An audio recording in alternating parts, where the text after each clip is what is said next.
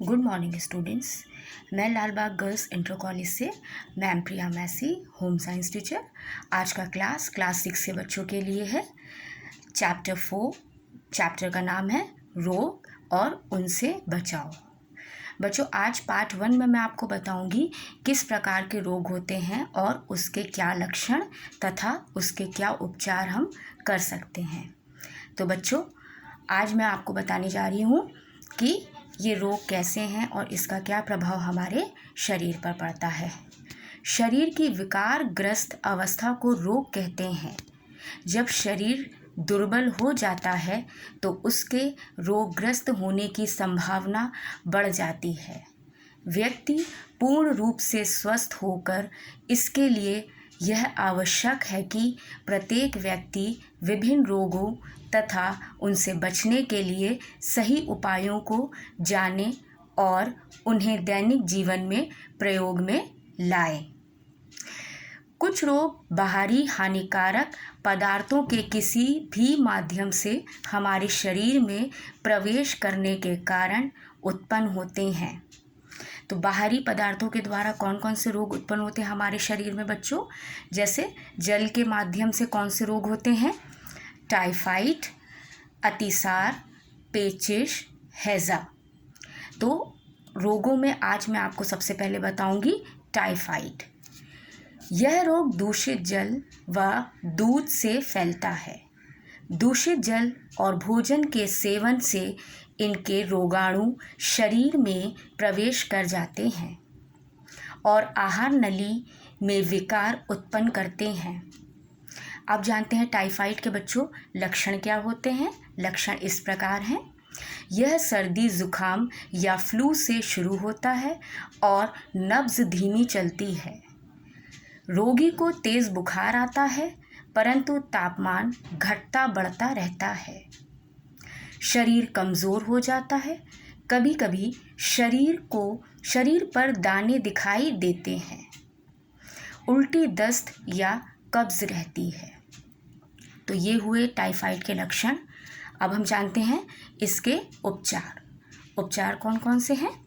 Doctor से तुरंत परामर्श लें। रोगी को पूरा आराम देना चाहिए। इसी बीमारी में सफाई पर विशेष ध्यान देना चाहिए। रोगी को पानी उबाल कर ठंडा कर कर देना चाहिए। रोगी को तला भुना खाद्य पदार्थ खाने को नहीं देना चाहिए। उबला दूध, साबूदाना, दलिया, मूंग की खिचड़ी देना चाहिए। दूसरा रोग है अतिसार। यह रोग भी दूषित जल व भोजन के सेवन से फैलता है। इससे ग्रस्त व्यक्ति को बार बार पतला दस्त आने लगता है। शरीर में पानी की कमी हो जाती है। रोगी कमज़ोर हो जाता है। तो बच्चों, आप जानते हैं इसके उपचार। रोगी को चावल का माड़ देना चाहिए। पके हुए केले का सेवन करना चाहिए।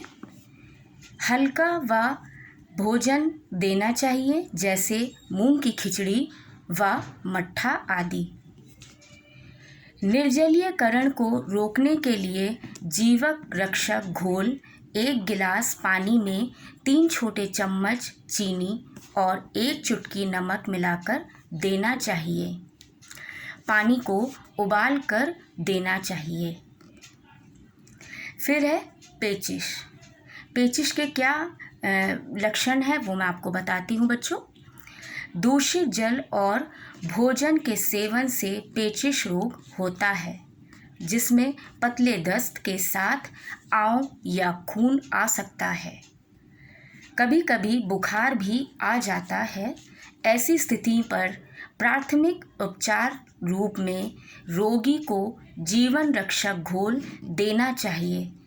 हल्का व भोजन जैसे मूंग की खिचड़ी व चावल का माड़ दे सकते हैं।